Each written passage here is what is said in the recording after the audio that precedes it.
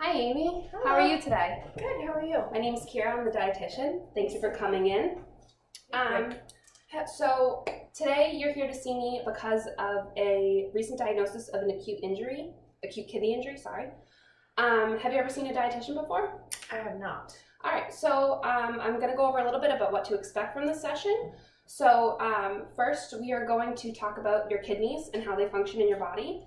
Then we're gonna talk about how an acute kidney injury can impact your body, how what you eat can impact your injury, and then we're going to brainstorm ways to change your diet to make it more healthful for your body. How's that sound? Sounds good. Okay, so and I'm going to use your 24-hour recall that we talked about over the phone and kind of incorporate that a little bit too.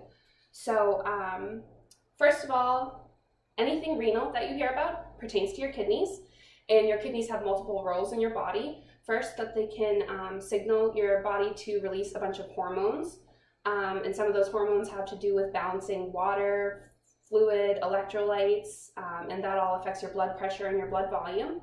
Another job of the kidneys is to act as a filtration system to get rid of some of the waste in your blood. And that waste is kind of what I'll call it throughout this session, but that waste comes from the normal breakdown of nutrients and what you eat, such as protein, sodium, potassium, and phosphorus. And there are many reasons why your kidneys might stop working or work a little bit less efficiently than before. But when they do, some of those waste products that they normally filter out start to build up in your blood, and at some point they can get to a toxic level. And when that happens, obviously that's not good for your body. So somebody who might have a more severe kidney injury might be on dialysis. And what happens there is a machine comes in and that filters out your blood to take the waste components from them so that your body doesn't get to a toxic level. That's not the stage that you're at, so we don't have to worry about that. But there are some things we can do as far as your diet to reduce the workload that your kidneys have to go through to clean out your blood and get rid of that waste. So do you have any ideas of how somebody might do that? Not really. Okay, that's fine. That's why we're here. So to lessen up the workload on your kidneys, we simply just reduce the foods that you eat that have those high impacted minerals and nutrients in them, like the protein, the potassium, sodium, and phosphorus.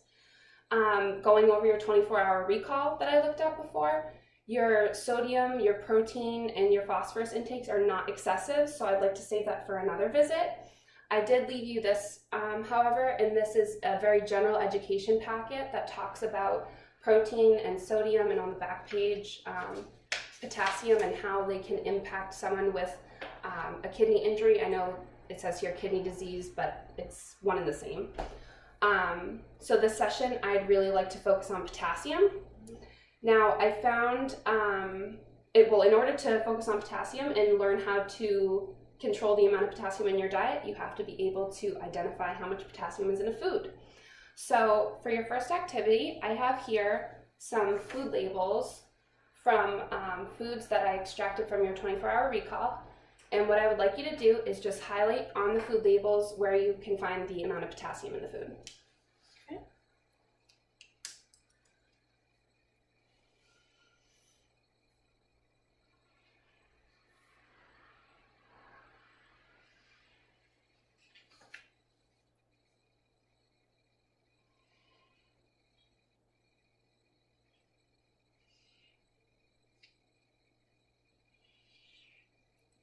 Great. So that looks perfect. So I'm going to put these right here, and not every food that you consume is going to have a food label like that so that you can read the potassium amounts. Mm-hmm. In fact, most of the foods that are higher in potassium, which are produce, things like fruits and vegetables, aren't going to have a food label. So do you have any idea of any foods that are high in potassium? The only I can think of, really, bananas, obviously. And that's pretty much the one that's most commonly known. Things like avocados, asparagus, apricots, tomatoes, mushrooms, and spinach. Those are also really high in potassium, as well as a lot of the root vegetables like onions, potatoes, rutabagas, parsnips, things like that. Mm-hmm. So I've created this little handout for you. And this would be a really great resource to take food shopping or when you're meal planning. And this kind of tells you where all those fruits and vegetables lie as far as their potassium content. Mhm. It's shaped like a stoplight. So the green level up here is going to be the lower potassium foods, and they're going to range anywhere from 0 to 100 milligrams.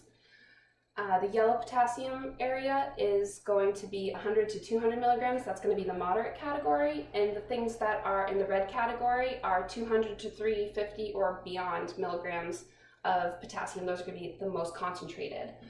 Now, I just want to mention here that if you look at the foods in the red area and find something that you eat a lot or that you like to eat, that doesn't necessarily mean you have to stop eating them.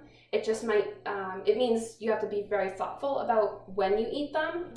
If you're knowing that you're going to eat something from that red area on the list, it might be good to plan to eat more yellow and green vegetables throughout the rest of the day so that it all balances out. Looking at your blood work, it looks like, I think a great goal to set would be 2,000 milligrams of potassium. That's what we're going to aim for you to eat throughout your whole entire day. I calculated in your recall that you eat about 2,400, which is about 400 milligrams over. 400 milligrams is actually pretty easy to do over. It would just mean switching out 1 or 2 high potassium foods for a lower potassium food, and then you would be right below that 2,000 where we want to be. So the next thing I am going to have you do would be to take a peek at this list, which is foods that I extracted from your 24-hour recall, and I would like you to use this blue highlighter to highlight any foods on here that are in the green category of low potassium.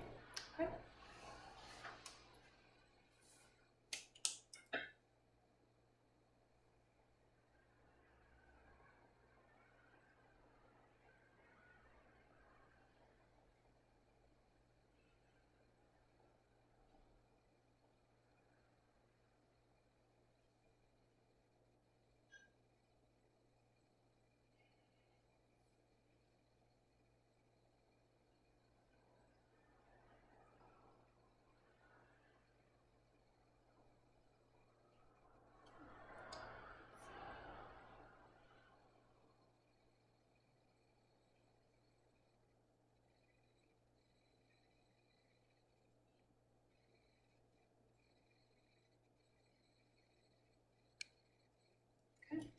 All right, so you have identified bell peppers and lettuce greens as being low in potassium, and those are the right ones.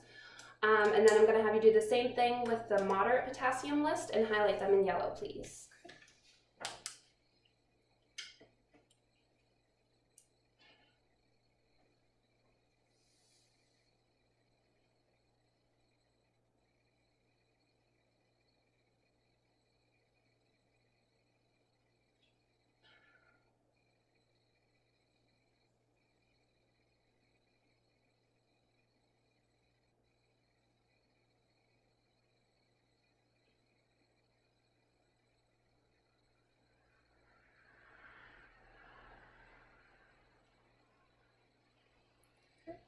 Great, so you picked out apples and onions as moderate potassium foods.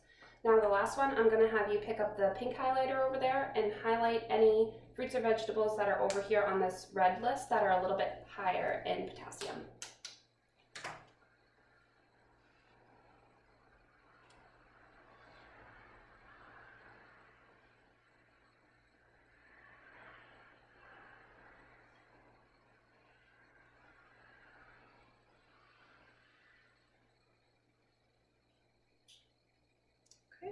Perfect. All right, so taking a look over at the colors you've highlighted here, where would you say your potassium intake lies? It looks like I'm mostly here in the red. Right, which is fine. I mean, it's a lot of fruits and vegetables, but that gives us a little bit to work with. So the next thing I'd like to do, first I want to stop and see if you have any questions so far. I don't think so. This is really helpful so Okay, far. good. So now we're going to take a peek at these pink ones that you've highlighted, and I'd like to brainstorm with you about ways that we can substitute them for some lower potassium foods. So first, the avocado, which is what you had with your salad at lunch. Now looking at the yellow and green categories, is there any other item on there that you might be able to substitute for your avocado in your salad? Yeah, I think so. I mean, looking here, I could do broccoli or add some carrots in there. Those are great options. Mm-hmm. Would you be willing to try some of those options in your salad? Definitely, yes. Okay, great. Now the next one that you highlighted is bananas. Mm-hmm. You had your banana with your breakfast and your oatmeal.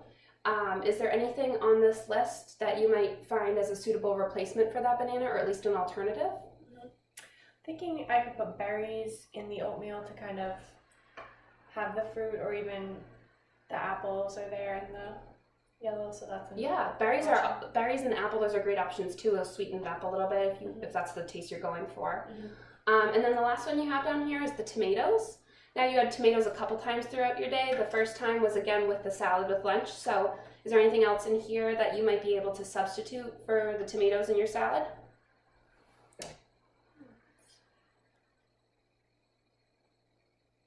I think adding like dried cranberry sounds like it might be good. Yeah, Just that a would little. be good. There's also, you could do a peeled cucumber, which would add a little bit more variety and texture to your salad, but not quite impact the potassium content of it. And then the second time you had your tomatoes was in your stuffed pepper recipe, which sometimes you might not be able to kind of substitute that one out. That's kind of a necessity in that type of recipe, but that's fine. Like I mentioned before, if you know that you're going to have stuffed peppers for dinner with tomato sauce or tomatoes in them, then it would be just best to plan throughout your day to consume more of the fruits and vegetables lower in potassium from these yellow or green categories. That way it can balance out, because again, you don't want to go over that 2,000 milligrams that we talked about. Any questions so far? No, I don't think so. All right, so I think we're going to stop there with content for today, but I would like to recap and talk a little bit about what we talked about. So we started talking about how kidneys work in your body and how having an acute kidney injury can impact your body. Then we talked about how some nutrients can kind of build up in the body when your kidneys aren't as efficient. Do you remember what those nutrients are? Or a couple of them? Potassium was the main focus. Right. You have to remind me. There's also protein, protein. And sodium, which also can build up and impact as well. And then we talked about your ways to find the potassium content both with and without a food label. Do you remember what the levels of potassium were in the low and medium or moderate and high potassium levels? So I was almost at 2,000, correct, which is too high. So I should be closer to 12,000 or 1,200. You were at about 2,400, 2,400, and you want to aim for the 2,000. Okay. And do you remember the category or the range of the low potassium fruits and vegetables? That would be closer to like 100 grams. And how about moderate potassium fruits and vegetables?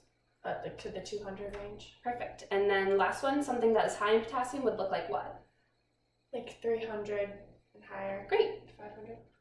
And then after that, we talked about some substitutions that you could make in your own diet to kind of bring down your potassium content. Do you remember any of those substitutions we talked about? Things like cucumbers, and the apples were in the good range, which is another fruit that I can substitute. Berries. How about switching it up for the salad? Any substitutions we talked about there? Carrots, the dried cranberries. Yeah, those are great options. Well, like I mentioned before, I'd like to schedule a follow-up with you to kind of check in, see how you're doing with adjusting your potassium content, and also talk a little bit more about the other minerals and nutrients like the protein and the sodium. So when would you think is a good time to come back and check in with me? If you think like 2 weeks would be... 2 weeks sounds good. So on your way out, you can just schedule that with the desk staff. Okay. And I'm going to let you take all these home to kind of remind you about what we talked about today. They'd be good to reference, you know, as you get used to this new way of eating. I'm also going to leave you with this, which is my card. I know that this is a lot of information to come at you right now. So if you get home and realize you have any questions, comments, concerns, please feel free to call me or email me, reach out anytime. So other than that, if you don't have any more questions... I think I'm good. This is really helpful. I'm definitely going to look this over. Okay, great. So I will see you in a couple weeks, and I'm really glad you came in today. It was nice to meet you. Thank you. Nice to meet you too. Have a good one. Thanks. Yeah.